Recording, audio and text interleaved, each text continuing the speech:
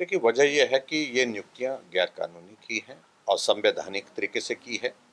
जब एक्ट का प्रोविजन यह है कि पूरे देश भर में 15% से ज़्यादा मंत्रिमंडल का जो है वो दायरा नहीं होगा, आकार नहीं होगा। ऐसी सूरत में पर्टिकुलरली इस बात को लेकर के ये करने की आवश्यकता जो थी कि सीपीएस नहीं बनाने चाहिए थे। भारतीय जनता पार्टी की सरकार हमारी 5 वर्ष रही, लेकिन हमने नहीं बनाए, आग्रह आने के बावजूद भी नहीं बनाए। और कांग्रेस की सरकार को ऐसा लगा, कांग्रेस के नेताओं को ऐसा लगा कि सरकार सरकार होती है, कोई पूछने वाला नहीं, कोई बात नहीं, कानून अपनी जगह होगा।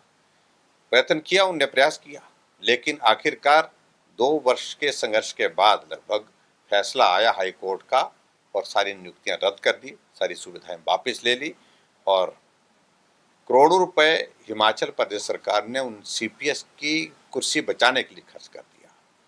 कर्मचारियों को सैलरी नहीं, पेंशन को पेंशन नहीं मिल पा रही है, लेकिन अब एसएलपी में जाकर के सुप्रीम कोर्ट में भी लड़ेंगे।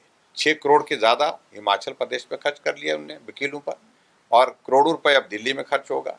तो ये सब तो मैं समझता हूँ कि दुर्भाग्यपूर्ण है और मेरा ये मानना है कि सीपीएस की सिर्फ जो है उनकी नियुक्ति रद्द करने का विषय नहीं होना चाहिए, उनके उनके खिलाफ कार्रवाई ये भी होनी चाहिए, उनकी सदस्यता समाप्त होनी चाहिए। लेकिन सर, जिस तरीके से सीपीएस को लेकर जिस तरीके से खर्चा हुआ है, इसको भी उन लोगों से रिकवर किया जाए, ये भी आप देखिए, उसमें जो जजमेंट हाई कोर्ट की है, उसमें जो प्रोविजन जो है वो बिल्कुल इंडिकेट किया है उनने।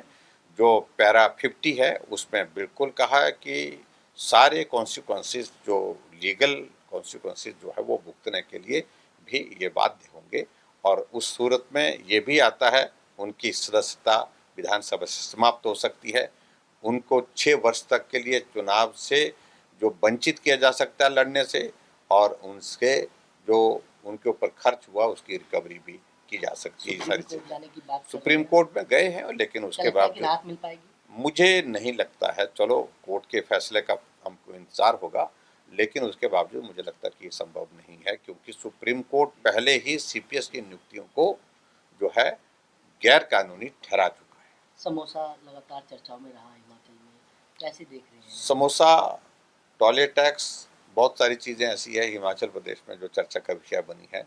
मेरा इसमें इतना ही कहना है कि बिना सोचे समझे जब फैसले लिए जाते हैं तो सरकार की स्थिति यही बनती है। सरकार कह रही है कि हमने पूरे वादे वक्त जो जनता से किए थे कोई वादा पूरा कर दिए हैं। कोई वादा पूरा नहीं किया। हिमाचल प्रदेश आज महसूस कर रहा है कि बहुत बड़ी गलती हो गई है, ठगा हुआ महसूस कर रहे हैं।